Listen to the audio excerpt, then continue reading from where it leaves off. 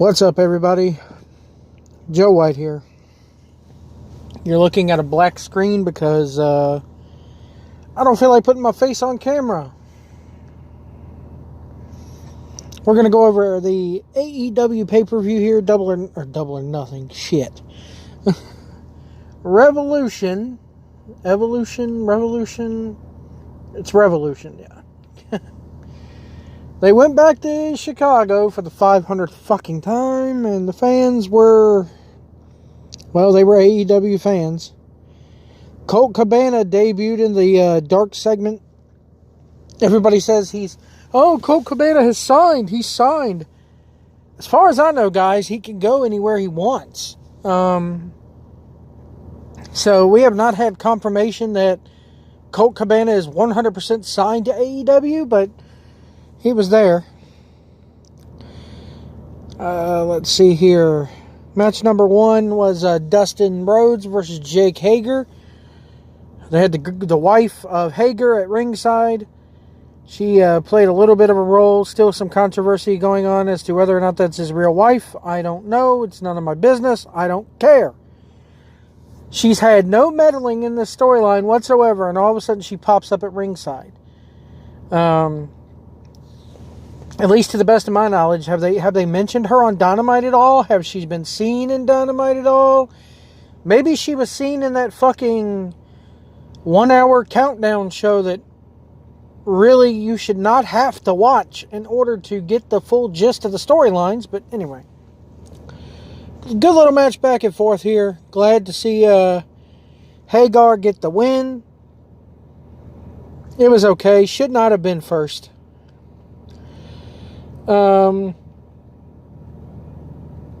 Let's see here.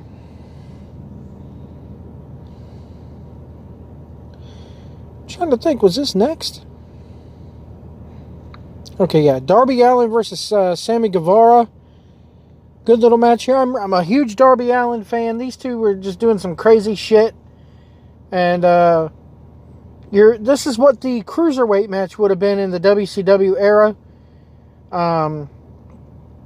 I think that this match probably should have opened up the show, and then you should have had, or actually, I think the Young Bucks and Omega and Hangman should have opened the show, and then maybe have the Dustin Hagar match, and then this match right here.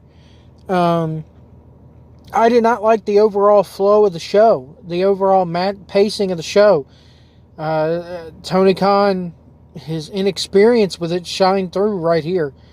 If you hear some rumbling in the background, my truck is actually... Let me see if I could turn this off.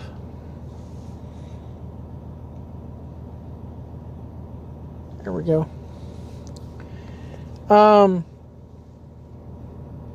So yeah, Guevara versus Darby Allin. It was okay. Real crazy shit here from Allin and Guevara. And yeah, it was a match. I want to say Allin won here. Yep, Allin won. And with the coffin drop, very good. And Hager hits the ring, pulls Guevara out afterwards. Darby Allin's a star, man. If they did a mid-card title, he would definitely be holding it right now, I think. Then we had Adam Page and Kenny Olivier versus the Young Bucks. And this is typical Young Bucks Kenny Olivier shit, with Adam Page's goodness just peppered in there. I will say that the match told a story. There still was the Young Bucks and Kenny Omega still just do not sell a goddamn thing. It's bing, bing, bing, bing, bing. No time for selling. Adam Page coming in and nailing both the Bucks with the buckshot lariat was a huge, as a huge fuck you to them was good. And I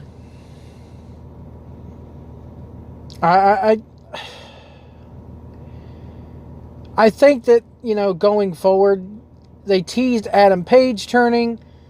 One of the podcasts I listen to talk about how they kind of teased the Bucks and Olivier doing the triple super kick to Paige. So one of these guys is turning on the other. Either Paige is going to turn on Omega. Omega is going to turn on Paige. The Bucks were being booed last night, which I absolutely loved. And, yeah. The last 5 minutes of the match told the story. The rest of it is skippable, in my opinion. Lots of falsies, lots of near falls, lots of bing bang, no selling bullshit. As usual. The crowd loves Adam Page. I think they dropped the ball with Adam Page by having him go against Jericho first, and just he fell back a notch, but now they're slowly starting to build him back up. He's super over with the fans in this role. I just hope that they don't go the Scott Hall drinking angle route with him. I will say that if they keep going like they're going with Paige, in a year Adam Page will probably be world champion. But who knows? Who knows what's going to happen here? And I like the fact that Paige and Omega retained. I don't want to see the Young Bucks ever with those belts. Nyla Rose versus Chris Statlander. I like Chris Statlander. I'm not a fan of the alien gimmick, and I'm so glad that Jim Ross and Tony Schiavone continue to poo-poo it. This bullshit of she's not used to the Earth's atmosphere, so she's got a cold. She's been sick. Bullshit. Fucking Excalibur. Get him off my TV. If I never hear his stupid voice again, it'll be too soon. Quit trying to get this alien gimmick over. It's not working. Nobody fucking buys it. You know, Statlander's a very good-looking woman, and to have her with this gimmick, it just devalues the hell out of her. She's a good worker, although this match right here, I'm going to be that guy, man. I don't care. Fuck it. Nyla Rose, I'm sorry, but she's a transgendered woman. And you can take all the hormones in the world, I think, but you still have the bone structure of a man. You can't change your bone structure. And I'm sorry, man, but I wouldn't, I've said it before. You still have the strength and bone structure of a man. And it shows with her, man, in her work, I mean, I know there's somebody in the comments going, you don't know shit about transgendered people, man. I don't care. I'm not a huge Nyla Rose fan. She's good with her facials. She's good with some of her work. But these two just did not click. The crowd could give two shits about this match. It does not look good for Statlander that she can't do a kip up, but yet you had a guy either in the next match or two matches later doing it with his hands in his pockets. And she has more, I think that she's more built than Cassidy is. But anyway, I like Statlander. Hell of a body on that girl. She's, very easy on the eyes. Her work can be good when she's in there with the right person. But they got to get that women's title off Nyla Rose. They should have had Britt Baker be the first champion instead of Riho. But, they put Baker in a dark match. She wasn't even on the pay-per-view after weeks and weeks and weeks of her being a heel and constantly ragging on Shivani and Ross and everybody else. You put her in a dark match on the pay-per-view. Sorry, but it just doesn't work for me. Anyway. So, Nyla Rose wins. Wasn't very good. Cody versus MJF. This match for me was match of the night. Going back, let's go back real quick, though, to the Young Bucks versus Omega and Paige match. Of course, Dave Meltzer hails it. He says it's probably the best American tag match that he's ever seen, blah, blah, blah. And of course, it's like, I have to stop listening to Meltzer when it comes to this AEW stuff because he's so jaded. How can you call yourself a journalist and how can you have any journalistic integrity when every time you went over to Japan you were hanging out with these guys? You're friends with them and you call them on the phone and talk to them and you're jaded, man. I'm sorry. It is a biased opinion. That's what it is, a biased opinion. And I'm so sick of them not going through they don't know how to talk about the bad with the good. Everything's good with them. They think that these guys are the bestest ever, and it's just, they're not. They're not. Cody versus MJF, I love this. I loved everything about it. Everybody's complaining about the neck tattoo for Cody. Hold on, my truck's getting ready to shut off here. Hold on. Come on. Turn yourself off. There you go. Hope that wasn't too loud. But anyway, everybody's complaining about the neck tattoo. Look, it's a fucking tattoo. Get over it. Just get over it. I don't have a problem with it. To me, everybody's talking about how he wants to get into acting and that's not going to help him. You can cover up a tattoo with makeup, guys. It's happened with The Rock before. It's happened with other people before. They cover up tattoos all the time in Hollywood with a little bit of makeup. Hell, the scar on his forehead that he refuses to go get fixed is more of an eyesore to me than that goddamn tattoo. So get over yourselves. This match right here was the best match on the card, in my opinion. It told a hell of a story. Hell of a match here. MJF bled like a stuck pig. Brandy and Arn Anderson getting involved. Wardlow getting involved. MJF, man.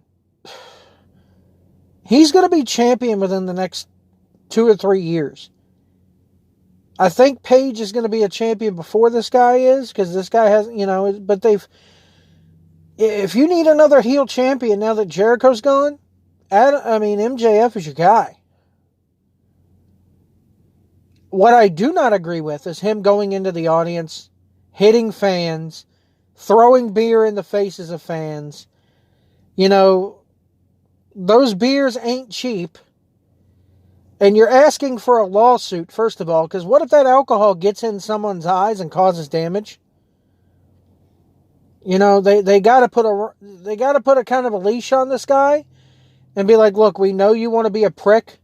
We know you want to be the second coming of Roddy Piper, and you damn well may be, if not better than Roddy Piper. But hitting fans, smacking their hats off the head, heaven forbid somebody should throw a beer on him, they'd be ejected from the building. So that I had an issue with. Yes, it's good heel heat. God damn it. It's really good heel heat. But, physically putting your hands on a paying customer and throwing beer at them, especially when there's women around. I didn't see too many children in the crowd, if any. But, the last thing somebody needs to do is go home smelling like beer and get pulled over by a police officer. And then they're going to jail. And, or having to take a breathalyzer test on the side of the road, which is embarrassing. So you might want to think about that, guys. But anyway, this match went really good back and forth. MJF wins in the end. This feud is going to continue. I would have liked to see Cody get color with the ring. You just got hit with a diamond ring. A diamond is the toughest rock in the world, toughest mineral in the world. Should have opened him up a little bit. But it didn't. So, what are you going to do? Very good match. Very good match here. You then had Orange Cassidy versus Pac. Hated it. Absolutely hated it. I hate the Orange Cassidy gimmick. I hate, I don't like when Pac sat there and started doing the soft, gimmicky Orange Cassidy kicks, that's when I was like, okay, this match, everything that Pac is about to do is totally discredited. Once you put over that bullshit, you've discredited yourself for the entire match, no matter how good the match is after that. You've discredited yourself. I saw or listened to a podcast where they equated the quote-unquote trying of Orange Cassidy to this is his Finn Balor. This is his inner, his alter ego. I have to disagree. I equate this to more of a Luke Gallows when he was Festus, and the bell would ring, and then he'd be like, "Rah," and set off, or even Eugene, Nick Dinsmore. Eugene would, start hulking up every time somebody smashed his head into the turnbuckle.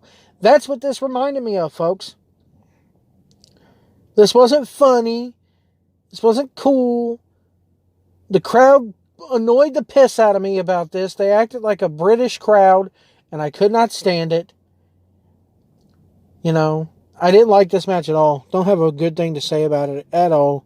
Pac is always a good worker, but when you start selling for this bullshit, I didn't like it. Did not like it at all. Jericho versus Jon Moxley. A lot of people complaining that this match was too WWE-ish. What do you expect? They're two ex-WWE guys. I mean, that's what they're known for. Moxley has to get new facial expressions. This crap of him coming to the ring and, yeah, dude, I just don't. He's got to change it up a little bit. Match, it was okay. I just. Cody and MJF had the bigger build, so they probably should have gone on last. But then again, the title should also always close the show. So it's a conundrum. It's a double-edged sword, stuck between a rock and a hard place. All those good metaphors there, But it was shorter than what it probably, I thought the match was way, it was short for a title match. The whole bit of, Randy Couture, the training of Couture. I didn't know he trained with Randy Couture. You know how I found out about that? Meltzer. Why? Because Meltzer soaks up everything AEW. So he watched the bullshit countdown show that they did that I did not bother to watch. I watched Dynamite. And guess what? These two guys did not talk about Randy Couture or anything like that on Dynamite. So I don't know that he was training. If I'm just a common fan, I don't know that he trained with Randy Couture. And I think, they did it twice. With him getting out of the walls of Jericho. And Moxley's your new world champion. And I'm kind of glad that, part of me is glad that they took the belt off Jericho and that we got a babyface champion. But also maybe they should have went another month with Jericho winning, holding the title. Jericho made that title. That is a legitimate world title now, thanks to Chris Jericho. So, kind of curious to see where Moxley goes from here. They mentioned something in the backstage media scrum that happens with where Tony Khan comes out in his little suit and his little crazy looking Wall Street suit and laughs and, hey, I thought everything went well. Look what we did. So sick of them. I just want to punch him in the face. But overall, I give the pay-per-view, I think I put on Twitter a solid C+. A lot of areas to work on. There was a lot of things that went right. A lot of good storytelling on the show. But overall, your typical AEW, let's no sell.